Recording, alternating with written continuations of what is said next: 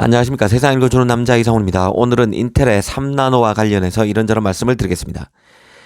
최근 인텔이 TSMC의 3나노 칩 주문을 적어도 내년인 2024년 4분기까지 미룰 것이라는 소식을 전해 들었습니다.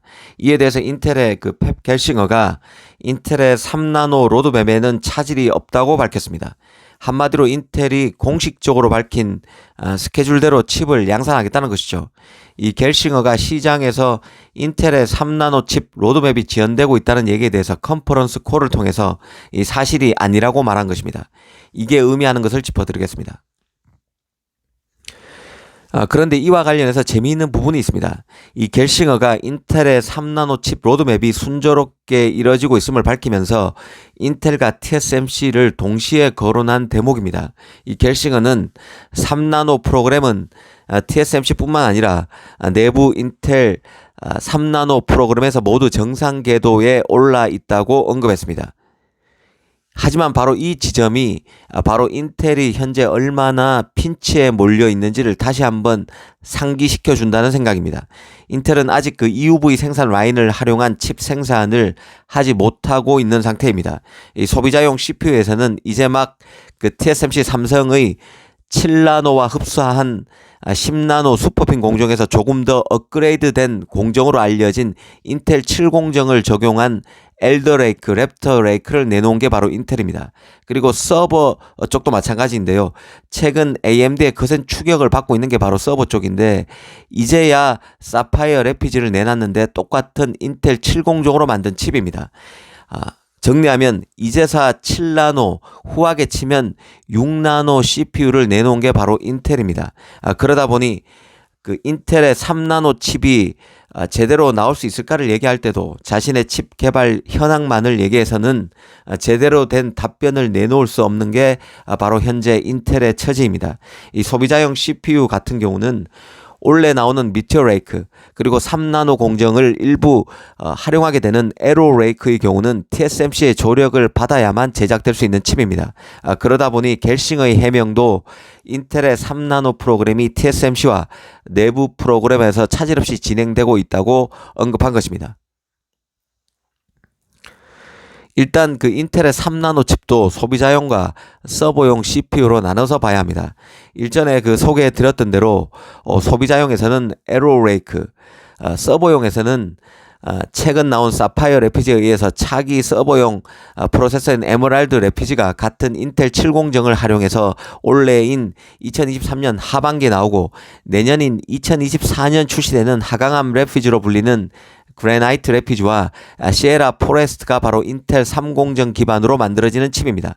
정리하면 인텔의 3나노 칩은 3개인데요. 소비자용에서는 에로레이크 CPU, 서버용에서는 그래나이트 래피지와 시에라 포레스트입니다. 이들 칩은 모두 내년인 2024년에 나오고 이게 계획대로 될 것이라는 게 겔싱어의 설명인 것입니다. 하지만 조금만 뜯어보면 과연 겔싱어가 공언한 대로 될까라는 의문이 드는 게 사실입니다. 당장 서버 CPU부터 보겠습니다. 이번에 우여곡절 끝에 나온 게 사파이어 래피지인데요. 이 사파이어 래피지 같은 경우는 지난 2021년 하반기 겔싱어가 AMD가 리드하는 시대는 끝났다며 기술력을 자신한 제품입니다. 기술통인 겔싱어가 지난 인텔에 컴백한 이후에 사실상 처음 내놓는 서버 CPU이기 때문에 그만큼 애착이 큰 제품이었지만 번번이 양산이 밀리다 올 초에 겨우 나왔습니다. 제일 처음 사파이어 래피지가 소개된 시점이 2021년 상반기였는데요. 이 발표 당시만 해도 같은 해인 2021년 연말에 양산이 시작된다고 했었는데 그게 2022년 상반기로 한번 밀렸고 또 하반기로 또 밀렸습니다. 급기야 내년 올 상반기까지 밀려서 이제 나온 것입니다. 정리하면 3전 4기 만에 나오는 제품이 바로 사파이어 래피지입니다. 인텔 7공정 칩의 양산도 이렇게 밀렸던 인텔이 내년에 인텔 3공정으로 칩을 양산하겠다고 하니 물음표가 붙는 것입니다. 더구나 로드맵대로면 올 하반기에 에메랄드 래피지를 또 내놓고 1년도 안 돼서 3나노 칩인 그래나이트 래피지와 시에라 포레스트를 계속 출시하는 것입니다.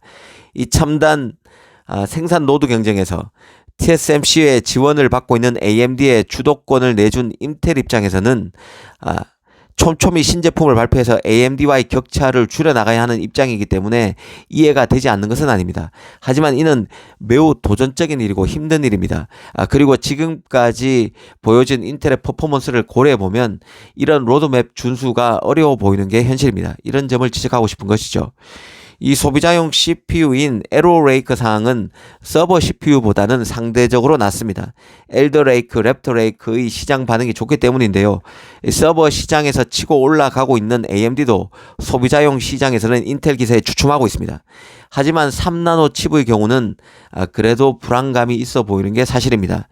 TSMC 소식에 정통하고 우호적이라는 대만 디지타임스가 인텔의 TSMC에 대한 3나노 칩 주문이 내년 4분기까지 미뤄질 것이라고 했다는 점을 곰곰이 따져볼 필요가 있습니다. 인텔은 소비자용 CPU 같은 경우는 칩, 그러니까 다이를 개별 노드에서 따로따로 만들어 합치는 구조로 제작하고 있습니다. 올해 나온다는 미티어 레이크의 경우는 입출력 다이와 SoC는 TSMC의 6나노에서 만들고 그래픽 타일도 TSMC 5나노를 사용합니다. 가장 핵심인 CPU 타일만 자신의 4나노, 그러니까 인텔 4나노 노드로 만드는 구조입니다. 이는 인텔이 외부 파운드리인 TSMC의 조력을 받아야만 첨단 칩을 만들 수 있을 만큼 기술적으로 핀치에 몰려 있음을 의미하는 것입니다. 이 에로레이크 같은 경우도 그래픽 타일 부분을 TSMC의 3나노에서 만드는 것으로 알려져 있는데요. 하지만 이 에로레이크가 내년에 나올 수 있을지 여부에 대해서는 현재로서는 갤싱의 언급도 디지타임스의 보도도 곧이곧대로 믿기 어렵다는 게 개인적인 판단입니다. 갤싱의 말대로면 내년에 에로레이크가 출시돼야 하는데 그러려면 늦어도 내년 상반기에는 TSMC의 3나노 칩 주문이 이루어져야 합니다.